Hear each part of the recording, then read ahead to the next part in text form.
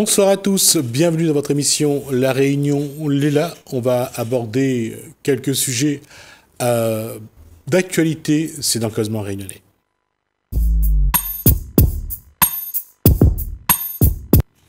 Bonsoir Armand Gunet. Bonsoir Lesmi. C'est un retour sur le plateau. Oui, ce sont des ennuis de santé qui m'ont empêché pendant des mois de me repointer ici. D'accord. Ça va mieux. Ça va mieux. Oui. D'accord. On va commencer par l'actualité, c'est l'élection présidentielle. Oui. Une analyse particulière? Non, je pourrais dire la même chose qu'ont dit d'autres avant moi. Bon, je suis quand même un peu fatigué, j'ai un peu de petits trous de mémoire. Il y a un philosophe contemporain qui intervient souvent à la télé, qui est un grand écrivain, et qui a dit, lui, il peut toujours donner le pronostic, le numéro 1, ça va être Macron. Et quel que soit l'adversaire qui sera en face, ça sera Macron. Voilà. Voilà, il s'est pas trompé. Hein.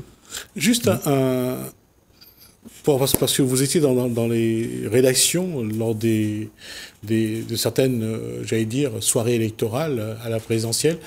Il y a toujours la même valeur. Une élection présidentielle a toujours la même valeur aujourd'hui ou pas? Apparemment, ça intéresse moins de gens que lors de la dernière présidentielle, puisque le score de participation est moins élevé, où ce sont les abstentionnistes qui sont en recrudescence. Mais le problème, en tout cas pour moi ce n'est pas un problème, peut-être pour certains, c'est que apparemment il y a un duel un débat entre Macron et Marine Le Pen. Moi je n'ai aucune admiration, aucun intérêt, ni pour l'une, ni pour l'autre. Parce que Macron, il y a des émissions, des journaux qui en parlent suffisamment abondamment.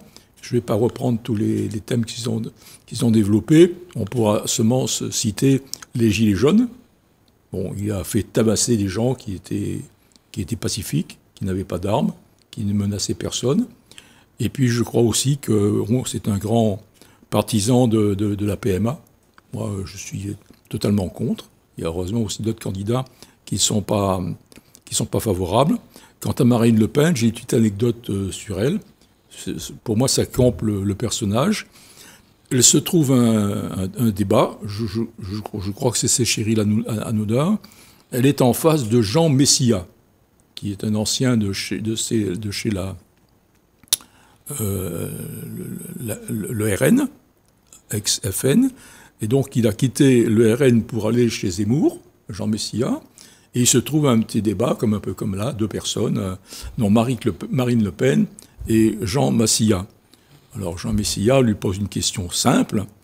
Il dit, ils sont mis à tutoyer pendant l'émission, puisqu'ils se connaissent depuis une éternité.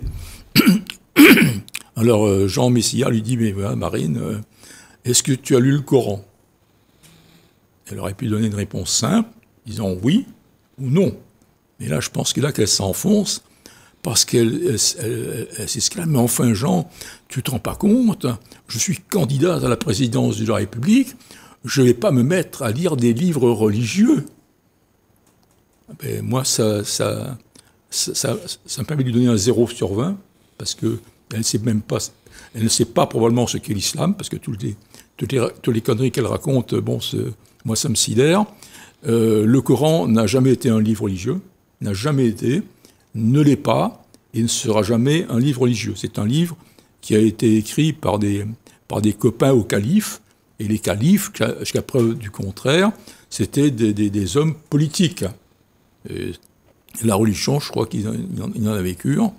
Et dire que le Coran est un livre religieux, et surtout qu'on ne le lit pas parce qu'il est religieux, je pense que lorsqu'on a un esprit ouvert, quand on est objectif, et qu'on est en plus candidate ou candidat à la présidence de la République, il faut avoir l'esprit un peu large et avoir l'objectivité pour lire un petit peu tout ce qui se présente sous nos yeux. Surtout que le Coran est un livre qui est lu par des millions de personnes.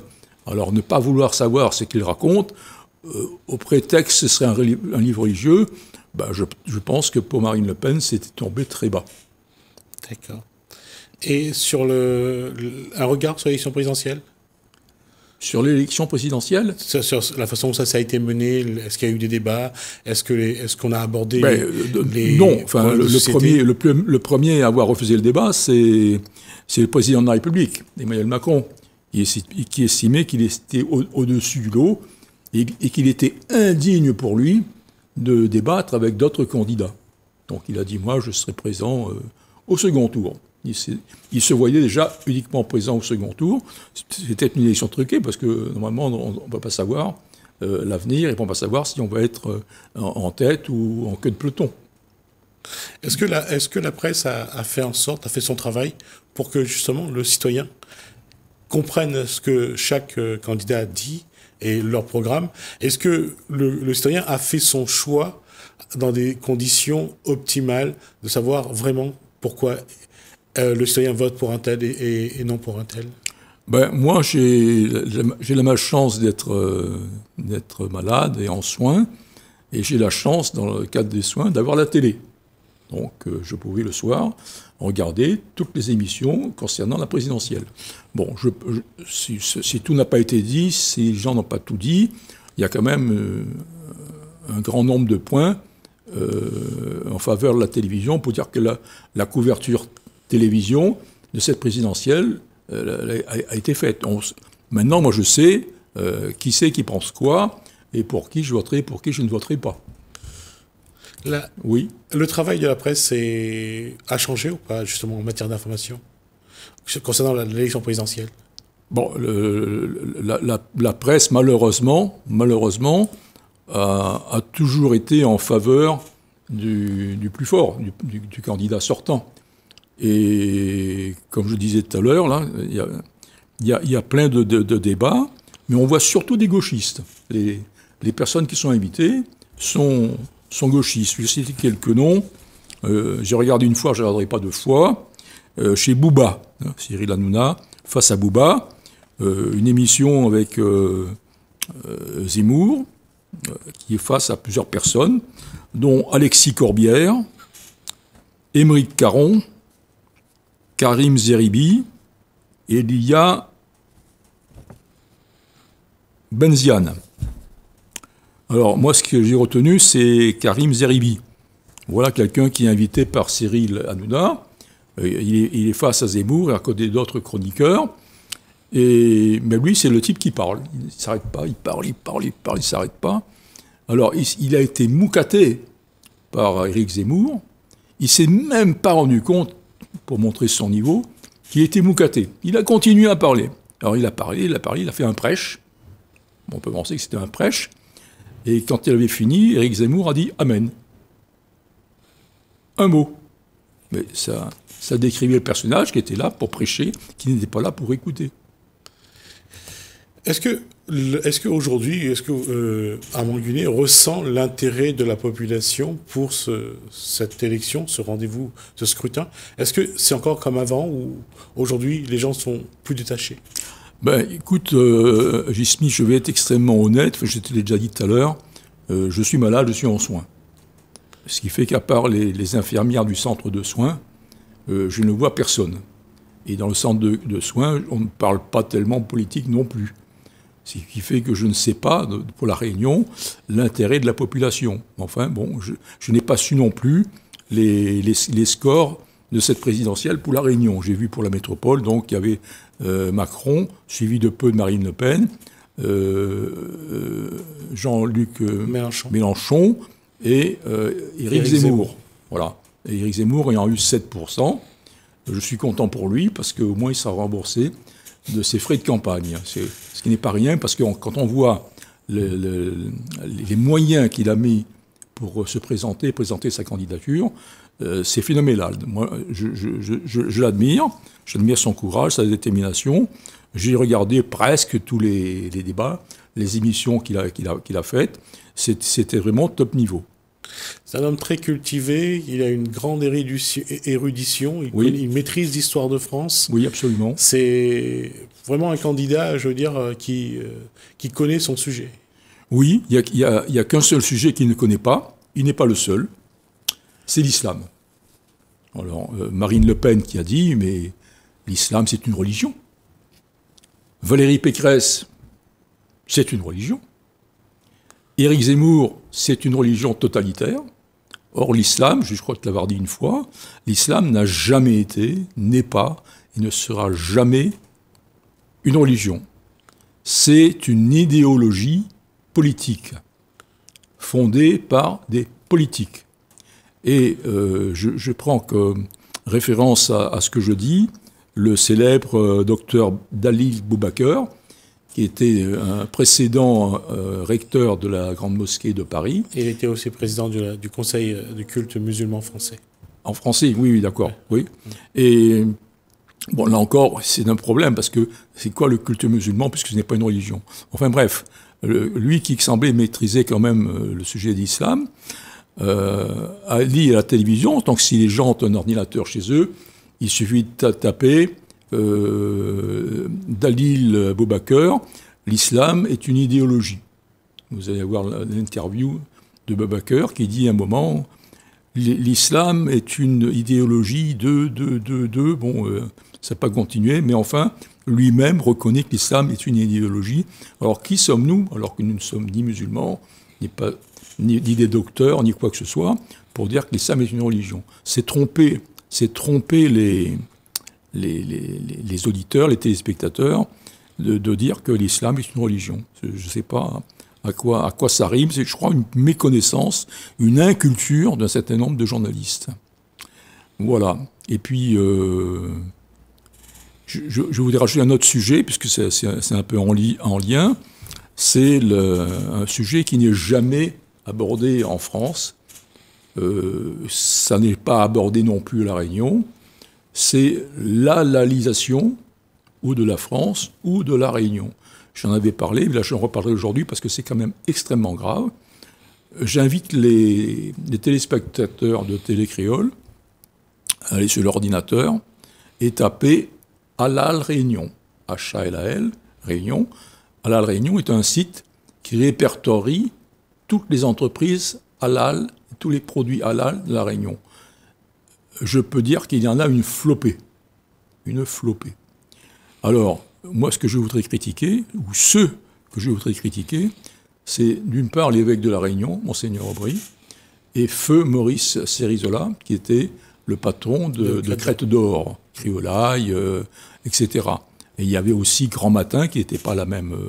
qui était racheté, mais qui n'était pas au départ de Cérizola. C'était les frères Maillot à Grand-Îlette. Eh bien, 100% du bœuf à La Réunion est tué halal, à Saint-Pierre. Il y a un abattoir. Tout est halal, 100% est halal. Et pour ce qui est des volailles, les coqs, les poules, les pintades, etc., c'est 90% de la production qui est halal. Parce qu'il y a, grâce à Dieu, il y a une entreprise d'abattage de volailles à Saint-Benoît, c'est Shan Kaibon, qui fait traditionnel. Alors si vous voulez manger du poulet, des coqs, etc., abattus de façon traditionnelle française, vous pouvez aller chez Shan Kaibon à Saint-Benoît. Tout le reste, c'est halal. C'est une question qui va peut-être un peu être malicieuse, mais est-ce qu'il y a une différence de goût entre l'abattage d'une façon ou d'une autre façon? Ben moi, je ne suis pas un spécialiste du goût, mais je crois que non. En fait, ce n'est pas une question de goût, c'est une question de méthode d'abattage et d'escroquerie financière. Alors le halal se veut une pratique religieuse. Pour que l'animal soit déclaré halal, il faut qu'il y ait un certificat d'un groupement de musulmans. Il y a donc un GIE halal qui est à Saint-Pierre et qui se déplace dans différents points de vente de l'île, d'abattage. Donc l'abatteur doit être un musulman. Les personnes qui égorgent le poulet doivent être musulmans. C'est contraire à la législation française. Je répète, le halal est contraire à la législation française. Pourquoi? Parce que nul doit être discriminé. Et il est impossible, d'un point de vue légal, qu'une entreprise recrute en disant cherche musulmans pour abattage halal. Donc on ne peut pas l'écrire. Alors ça se fait au bouche à oreille. tiens, tu connais pas un musulman qui... Voilà. Alors on en trouve, forcément, il y en a qui sont volontaires. Donc ensuite, l'animal doit être abattu le derrière dans le sens opposé de la Mecque, parce que la Mecque est un lieu sacré, que c'est insultant pour Mohammed, le prophète, que ce ne soit pas la tête qui soit présentée en direction de la Mecque. Ensuite, il n'y a que les poulets, les poules, les volailles qui sont halal. Bien entendu, le porc n'est pas présent sur les tables des Réunionnais musulmans ou des Français musulmans, parce que le porc est censé souiller, tenez-vous bien, c'est marqué dans le Coran, je n'invente rien, vous pouvez vérifier, que le porc souille l'âme et le corps de celui qui en consomme. Alors, je ne sais pas comment ça souille le corps, je veux bien l'admettre, mais comment ça souille l'âme, alors là, je n'ai pas d'idée du tout. Hein. Ça prouve qu'on raconte des blagues et qu'on fait avaler aux pauvres musulmans des blagues sordides. Voilà. Ensuite, qu'est-ce que je dois dire ensuite, que ce n'est pas indiqué sur les barquettes. Vous achetez une barquette de cuisses de volaille, c'est marqué cuisses de volaille, c'est pas marqué halal. Alors, si vous êtes au courant, tant mieux. Si vous n'êtes pas au courant, tant pis. Alors, Éric Zemmour a proposé dans le cadre de ce premier tour de la présidentielle que ce soit bien spécifié sur les barquettes, que ce soit marqué halal. J'ai rigolé, parce que, étant donné qu'il y a des millions de barquettes qui sont halal à La Réunion, donc à l'exception du porc, je ne sais pas si Éric Zemmour, s'il était élu président, s'il serait arrivé à faire labelliser halal sur toutes les barquettes de La Réunion. Voilà. Donc, c'est une escroquerie parce qu'en plus, le GIE halal qui déclare que le produit est halal ponctionne des sous chez l'abatteur. L'abatteur qui, par exemple, fait, je ne sais pas, je dis un prix au hasard, fait 5 € le kilo de volaille, il va faire 5,20 € parce que c'est halal. Et qui c'est qui paye ces 20 centimes? Eh bien, c'est le consommateur, parce que l'abatteur, il récupère, c'est lui qui paye, il récupère ensuite. Voilà, pour se dire que ce n'est pas une pratique saine, contrairement à ce qu'on dit, parce que je prends le cas des volailles, parce que je suis allé à Grand-Courde. À Grand-Courde, là-bas, il y a l'entreprise du chemin qui m'avait bien reçu, et c'était un musulman, effectivement, mahorais, qui zigouillait les volailles. D'abord, le halal, c'est pas zigouiller avec une anesthésie. Hein. L'animal est seulement un peu étourdi, mais il n'est pas endormi. C'est une impulsion électrique. Voilà, oui, on trempe le poulet par les pattes, on trempe la tête dans un main d'eau. Ensuite, on passe dans une machine qui lance une grosse décharge, et après, il va être zigouillé. Mais quand on assiste à ce genre de procédé, on se rend compte que l'animal souffre quand même. Il y a beaucoup de poulets ou de coqs qui continuent à gigoter. Alors le sang gicle partout, et c'est là que c'est assez grave, c'est que, étant donné que le poulet est suspendu, ou le coq est suspendu par ses pattes, la tête en bas, lorsqu'on zigouille, on coupe le cou, qu'est-ce qu'il fait? Mais par réflexe, il pisse et il chie. Donc, les excréments descendent et vont au niveau du cou. Bon, s'il y a des virus, des bactéries, etc., ça peut contaminer le poulet. Voilà. Alors, la plupart du temps, bien entendu, il y a un vétérinaire qui est là, qui vérifie, mais il arrive, même si c'est rare, ça arrive que l'on expédie à la poubelle un certain nombre de volailles qui sont contaminées par l'Escherichia coli. Oui, c'est actuellement le salmonelle qui est dans le chocolat actuellement, malheureusement. On arrive à la fin de cet échange, oui. Armand Gunet. On a terminé sur le... Attendez, j'ai encore un petit truc à dire. Ouais. Je voudrais dire un petit mot au président du conseil départemental, M. Cyril Melchior. Le conseil départemental est propriétaire d'un très grand piano de concert qui qui s'appelle un Besondorfer impérial. C'est un piano qui vaut neuf dans les 200 000 euros. J'ai pas dit 1000 euros, hein. 200 000 euros. Ce piano, ça fait au moins 17 ans. Je connais bien le piano, je connaissais le propriétaire, je sais qui c'est qui l'a vendu, quand est-ce qu'il a été vendu. Le théâtre de Champfleury l'a réceptionné. Et moi, je n'ai entendu qu'un concert de ce piano avec Madame Micheline Ostermeyer, qui était une grande pianiste, mais également une grande sportive en athlétisme. Donc, je l'ai entendu à Champfleury. Le théâtre était quasiment plein, un théâtre qui fait presque 1000 places. Il était pratiquement plein. Je n'ai entendu qu'un concert de piano dans cette magnifique salle. Elle est magnifique. L'acoustique, le confort, la clim, tout est impeccable. Mais malheureusement, ce piano n'a jamais été restauré. Et là, il faut le restaurer. Et je demande à M. Melchior de donner environ, pas beaucoup, 40 000 euros pour faire réparer ce piano en métropole par un fabricant de pianos français qui est tout à fait compétent. On ne va pas laisser ça à faire par n'importe qui. Merci Armand Guionet pour cette information. On va voir si le président de département réagit. En tout cas, on vous tiendra aussi au courant. On l'interpelle, poliment, aimablement, mais fermement. Parce que ça fait 17 ans que j'attends que ce piano soit restauré. D'accord. Merci pour cet échange et merci pour ces informations. Merci, Gisny. Merci à vous de nous avoir suivis. Merci Alain, merci François. Je vous dis à bientôt.